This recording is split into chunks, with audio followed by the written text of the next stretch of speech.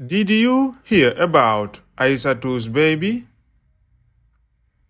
A humpitike fi bobo Aisatu on.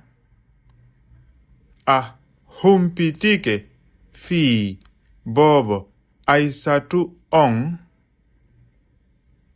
Yes, I heard. She had a baby boy.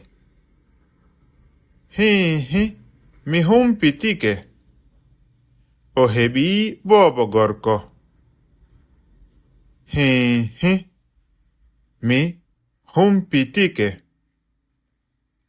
O hebi bobo gorko. Really? That's wonderful. Ne dong moƴƴi. Ne dong moƴƴi. Yes, the naming ceremony was yesterday. Hi, denna bo on hari ko hanki. Hi, denna bo on hari ko hanki. What is the baby's name? Ko honɗum woni inde bobo on? Ko honɗum woni inde bobo on? His name is Amadou.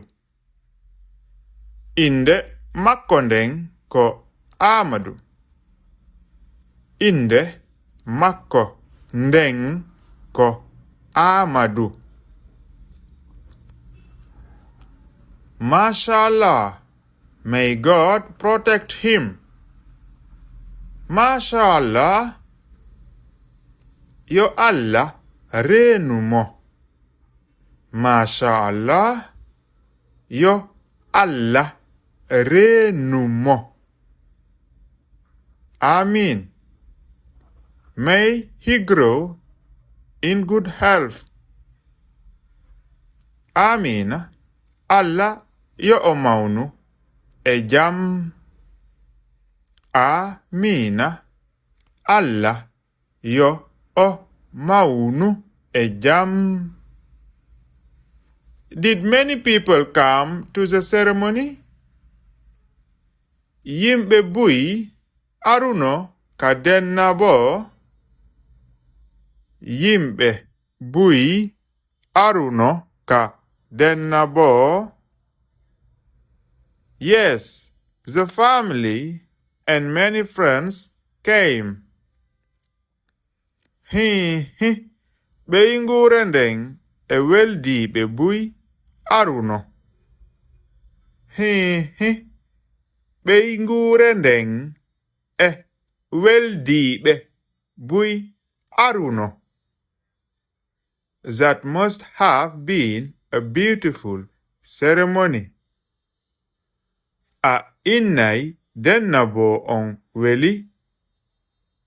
A innay denna bo on weli?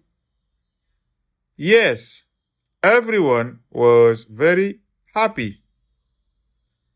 Eyyo hari fow no welti. Eyyo hari fow no welti. A humpitike fi bobo Aisatu on. Hi, mi humpitike o hebi bobo gorko. Ne ɗon moƴƴi. Hi, denna bo on hari ko hanki. Ko honɗum woni inde bobo on? Inde makko nden ko Amadou.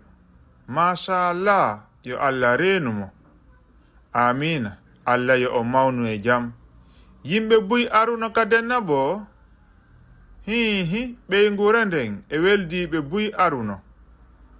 A innay denna bo on weli? Eyyo hari fow no welti. If you appreciate this lesson, this conversation, like and comment. You can also join my group WhatsApp. Did you hear about Aisatu's baby?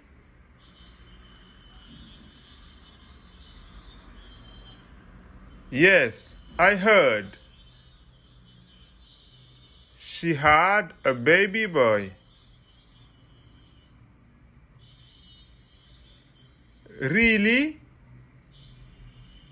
That's wonderful.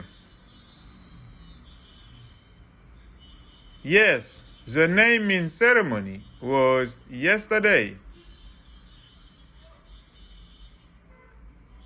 What is the baby's name?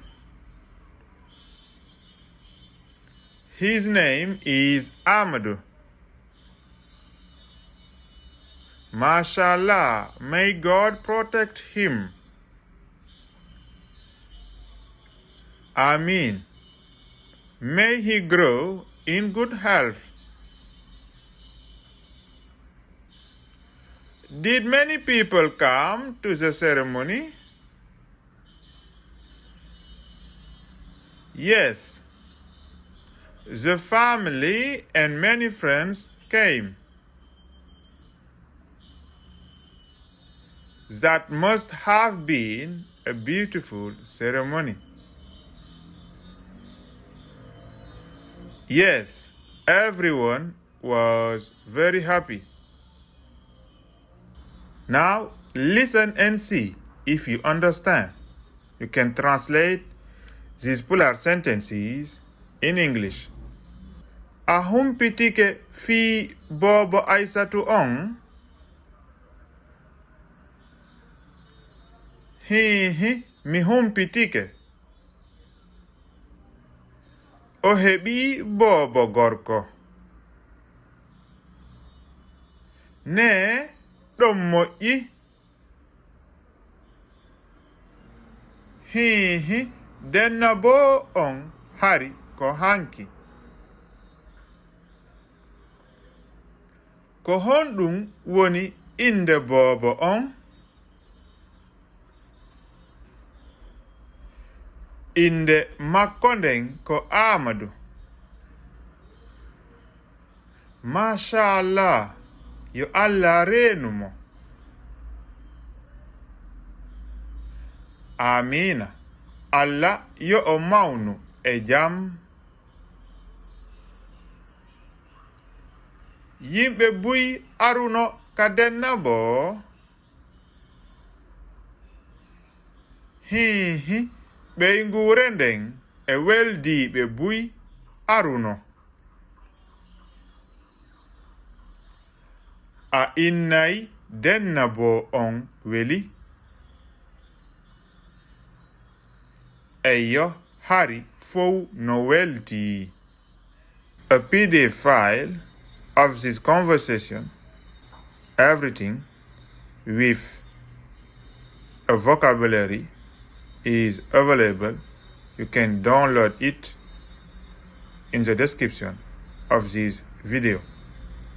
Now, let's see if you can read the Pulaar sentences.